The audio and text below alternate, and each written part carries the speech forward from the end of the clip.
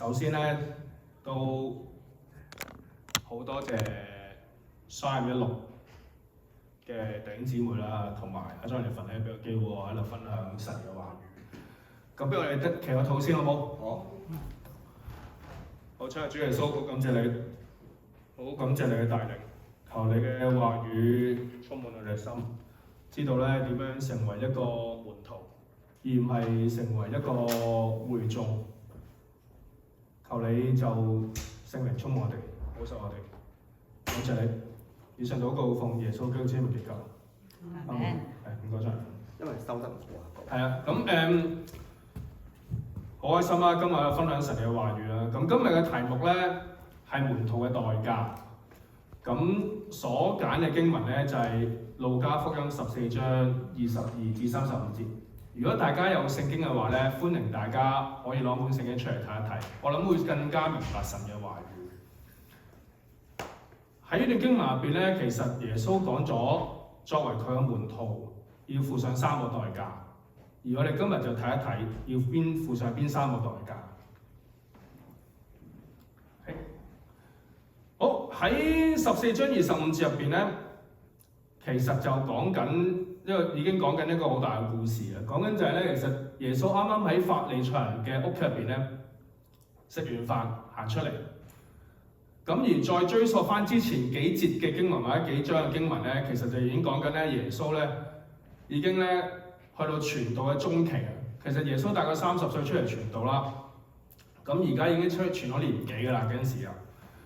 咁佢已經用咗好多神蹟嘅奇事，包括醫人啦、驅鬼啦，亦都用咗5餅2魚咧嚟餵飽咗5000人，亦都好多教導，令到咧啲人開始跟隨佢啊，因為佢嘅事蹟可以傳咗出去。咁咧呢度講到就係話，而家群人開始跟住佢啦。正常如果係一個牧者或者一個以前叫做老師或者拉比嚟講，應該好開心啊，因為成幾千人跟住佢。咁但係耶穌並唔係咁樣，耶穌冇因為咁樣而開心。耶穌需要嘅係門徒，唔係粉絲啊！而家叫粉絲嚇，即係明咩叫粉絲啊嘛，係嘛 fans 啊，即係。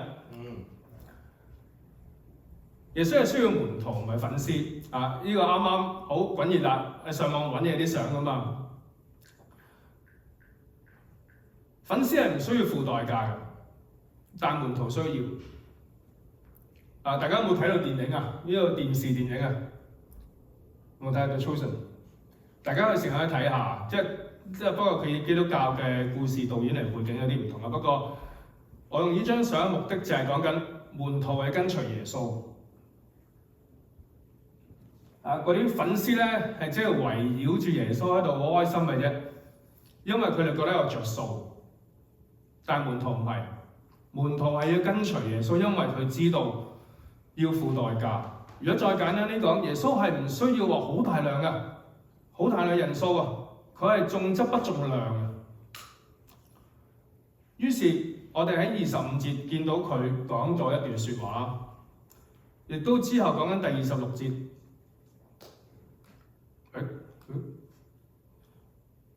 開始佢講咗作為門徒嘅3個代價。首先就係愛主勝過愛所有人啦，第二就係背起自己十字架，第3就係撇下一切所有嘅。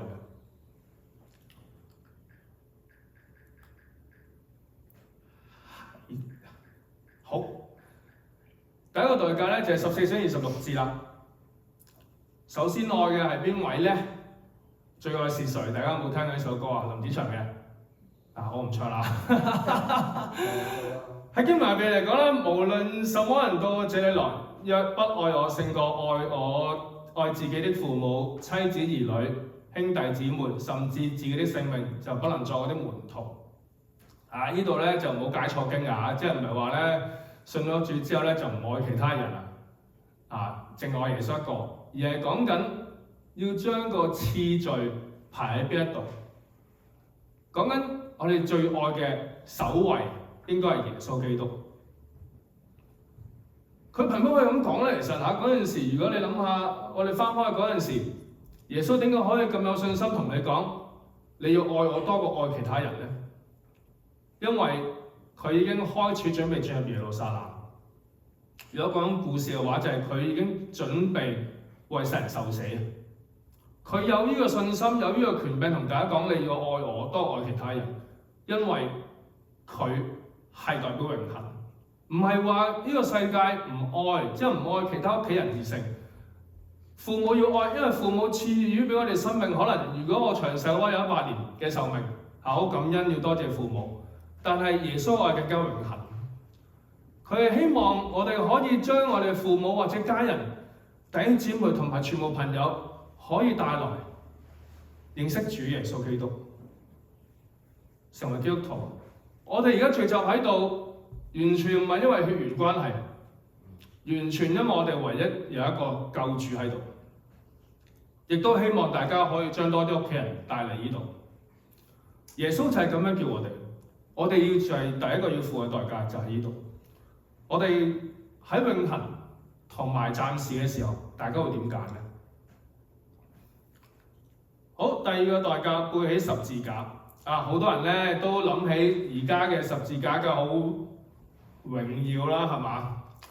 但係咧喺即係如果你翻去耶穌嘅年代，其實十字架其實係羅馬政府執行死刑嘅工具。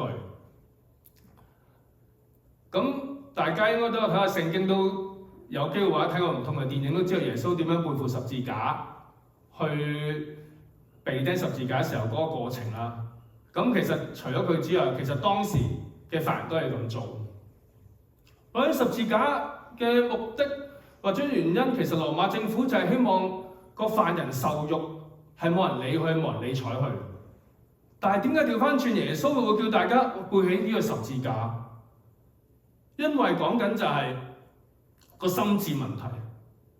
孭十字架個目的唔係就係要單單淨係仰望耶穌基督，同呢個世界有隔絕。但係唔係講緊我哋唔理呢個世界，而我哋心入邊望向嘅係呢個世界，定望向耶穌基督？耶穌就係想咁樣，我哋叫得我哋，你要背起你十字架，你跟從我，係一個心志嚟嘅。大家有機會個心志唔同，或者有陣時諗嘅嘢都唔同，但係我哋方向一致，就係背起自己十字架。大家每同嘅十字架有機會唔同㗎，即係唔係話基督唔同，而係大家要背負嗰個責任，或者個情況都唔同。我有個老師講過，用一個詞語就係以死之堅。你點樣跟隨主耶穌，就係以死之堅。有機會有啲人會去到宣教，有機會好似張靈奮咁開教會，但係目的都係一個，就係歸向基督。呢個就係背起十字架。幅畫靚唔靚啊？靚啊嘛，好。呢個一個中歐啊，多謝你，多謝你。呢幅相咧，我揾咗一陣嘅，其實咧都係回應呢段經文，係路加福音14章28至32節咧，呢段經文。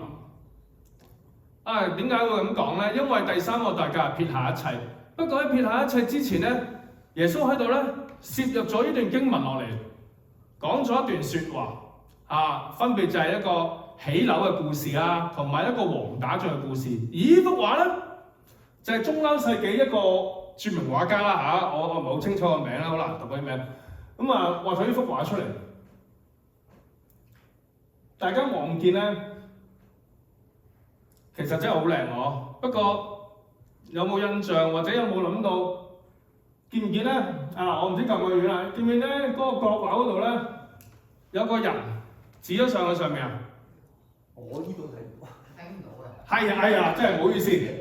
我行前呢個，喂，人嚟㗎？呢個國王嚟嘅。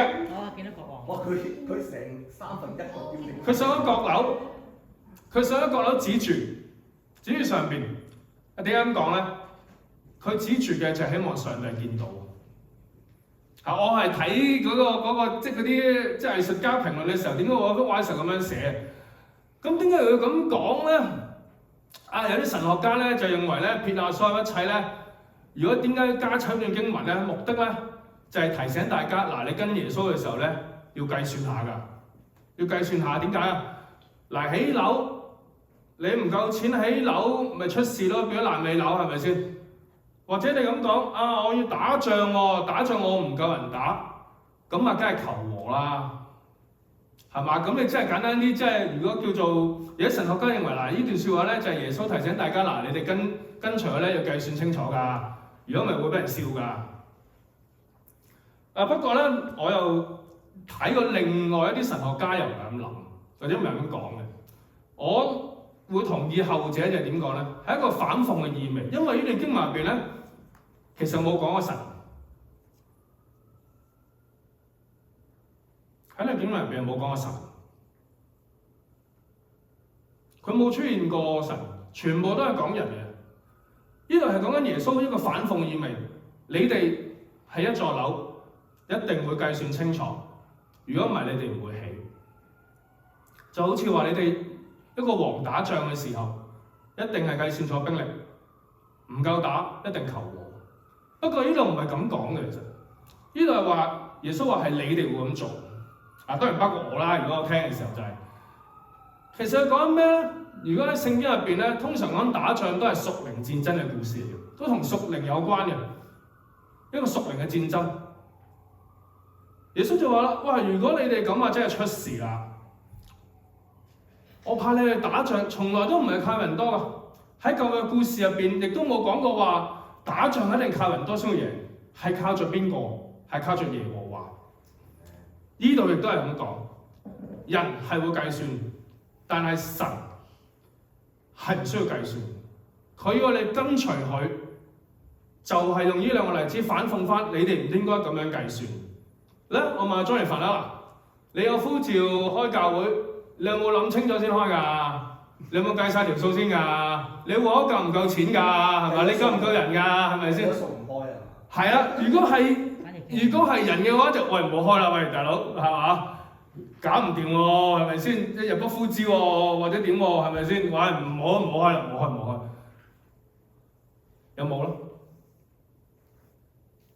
今日我哋大家喺度就證明佢係跟隨耶穌啦，係咪？佢冇哇，真係撇下咗一切喎，係咪？原本好安安定定，點解要做咁多嘢啫？係咪先？但係回應呼召。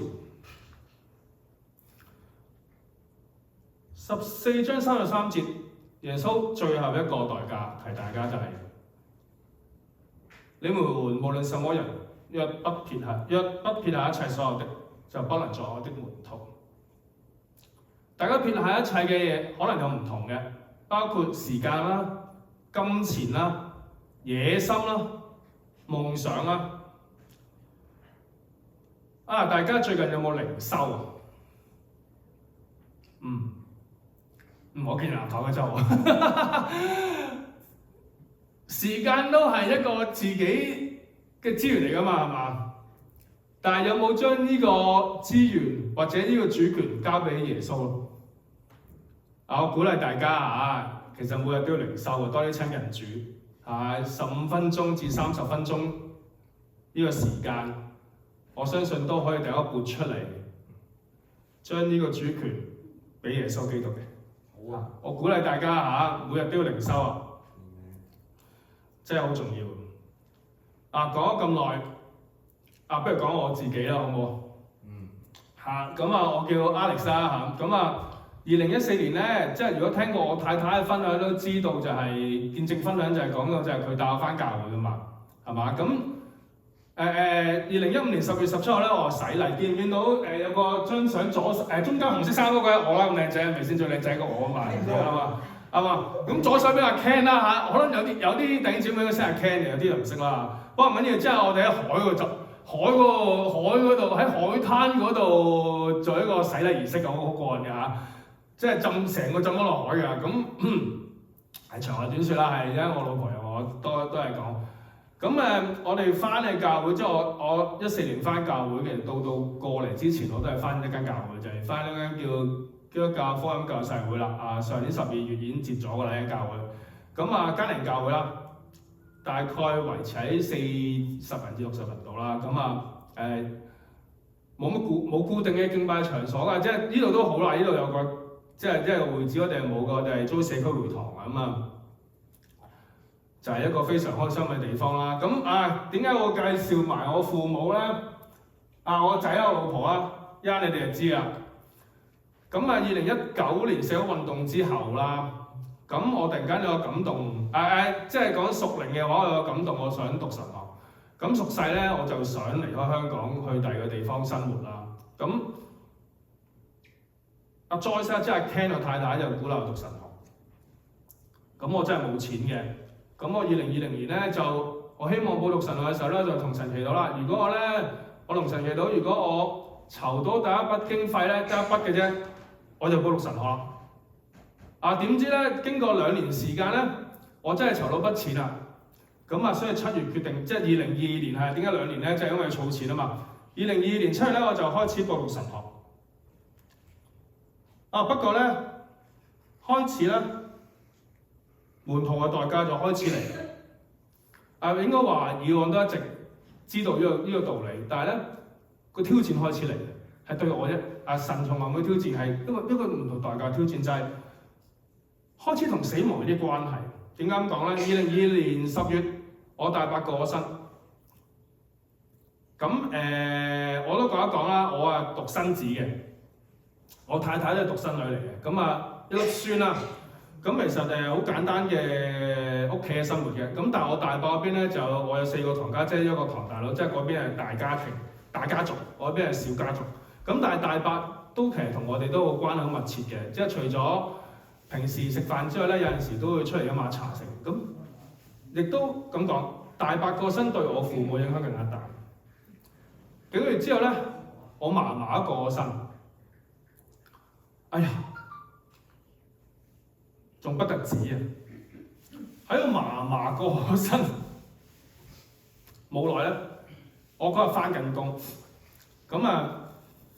突然間聽到我媽打電話俾我，我同你阿爸撞咗車，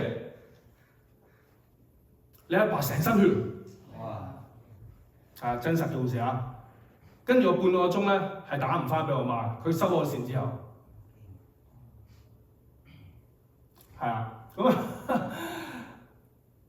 我即係祈禱啦，同埋嗰陣時即係教會都仲有弟兄姊妹喺度香港嘅時候，叫大家祈禱。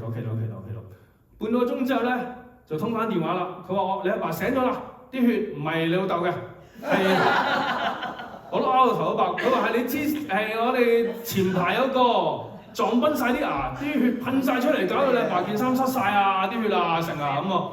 跟住咧我都唔發生，未清楚發生咩事咧，過後就知道啦。真實故事啊，即係呢架九巴好立體啦，啲上馬鏟咗上膊。44人受傷，其中有2位就係我爸阿媽啦。好咁樣咧，其實佢2個係輕傷嘅，係輕傷嘅。呢個係 TVB capture 嚟㗎真人真事嚟㗎。但係個問題出現啦，我報讀咗神學之後，我離開香港啦。個死亡同埋個恐懼咧，好近我自己。即係作為仔女嘅，其實可能自己死都唔緊要啊，反而好擔心父母個離開。我係其中一個啦。我喺度嗰刻諗，其實我係咪應該留低陪佢哋咧？我阿爸都高齡㗎啦，其實80幾歲㗎啦。佢咧喺大概6年前度咧，右髖骨嘅關節斷過，又過醫院1次。但好咁樣咧，呢度咧，我媽咪當日就出咗院啦。我阿爸都留咗3日，就留咗院3日之後都離開咗院，即係返屋企休息就冇問題。但係問題就係，究竟我係咪應該留低陪佢哋嘅？當然而家我喺度啦。中間有啲故事就係發生，不過縮短就係我決定申請入學，而神學院都收錄咗我哋。我辦其他手續啦，譬如已經運嘢過嚟啦，亦都買機票啦，定咗10月頭就出發㗎啦，即係講緊2023年10月出發。點知又嚟啦喺10月31號夜晚咧，我爸爸媽媽就翻內地探親啦。咁又係差唔多，記得好似夜晚10點到啦。我媽咪打俾我，你阿爸斷咗腳啊！你阿爸斷咗腳啊，唔喐得啦。跟住過後，梗係知道就係原來佢咧喺個親戚屋企住嘅時候跣咗腳，喐唔到，斷咗腳。我記得咧聽佢哋講就係我舅父咧就喺1樓度孭我爸落去地下，再上救護車。咁啊好多謝，亦都好感恩有神嘅帶領同埋啲親戚幫助之下咧，我爸爸喺11月1號凌晨咧，我冇相喺度口講就係、佢由關口喺大陸嘅關口嘅救護車直送到香港關口咧，係唔使做任何嘅手續。當然睇一睇個 passport 啦，回鄉證啦，同埋身份證咧，就由救護車大陸救護車直接就搬咗向上港救護車，就直接去咗香港嘅醫院留醫啊！係啦，啱啱就係講6年前咧，我爸爸就右邊髖骨關節斷咗嘛，而家恭喜晒左腳都斷埋啦。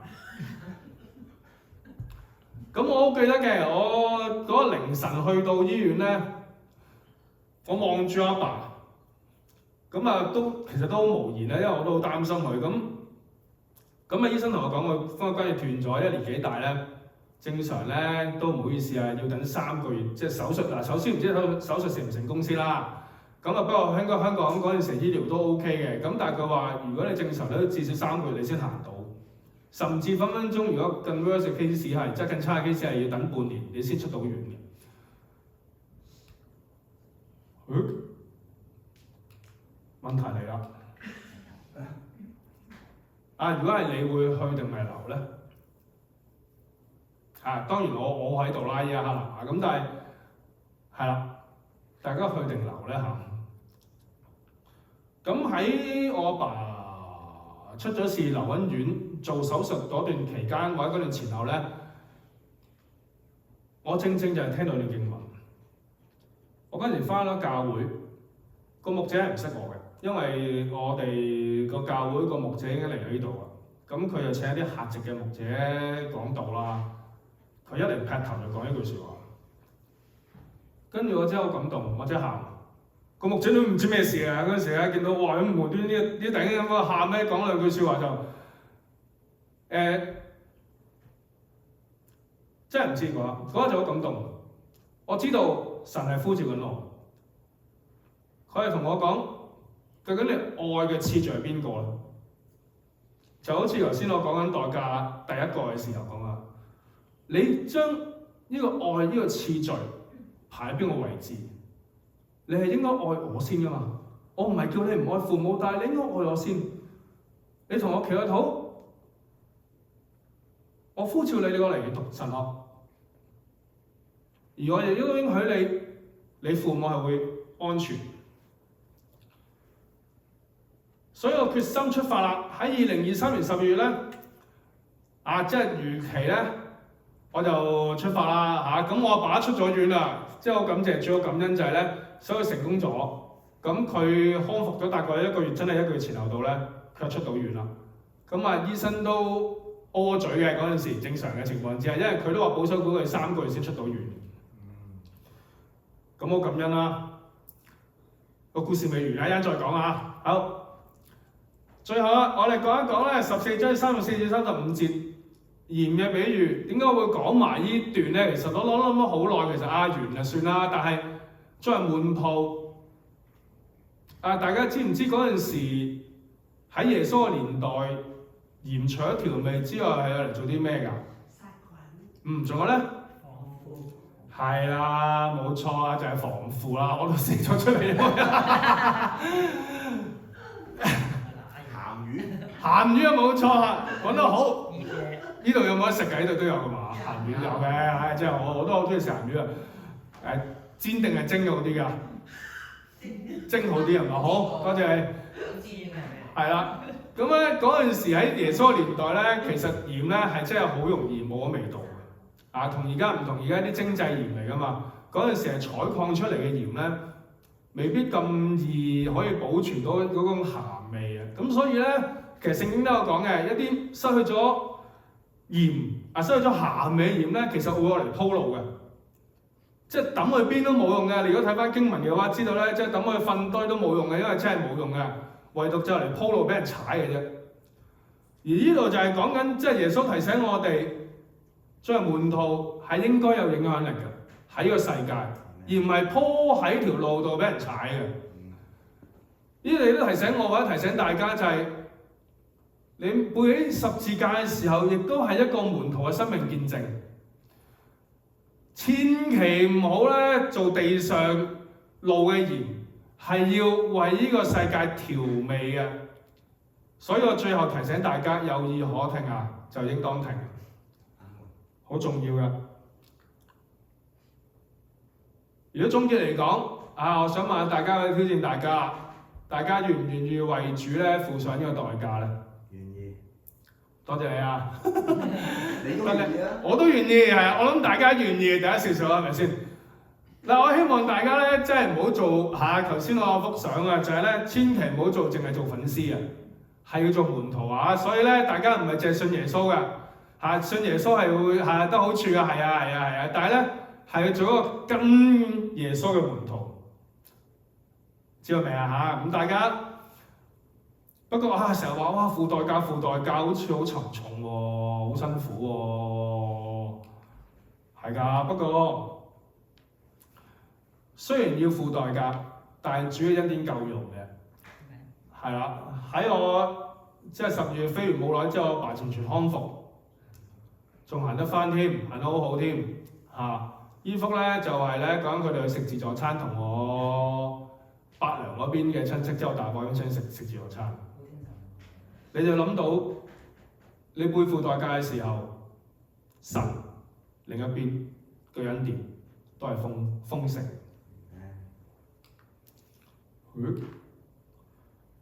願我哋一齊咧踏上真門徒嘅路。大家可以睇幅相，呢幅相咧我揾咗一段日子。呢幅相知唔知咧？其實有個畫家，有個牧師，好似新加坡嘅牧師咧，佢透過畫畫嚟提醒大家㗎。係啊，咁係佢畫嘅，係佢畫㗎，即係我冇呢個天分不過可能張係朋友。提醒大家付代價委身跟隨耶穌，祝福大家。我將個台交翻俾 Johnny。多謝主，多謝 Alex 講得好。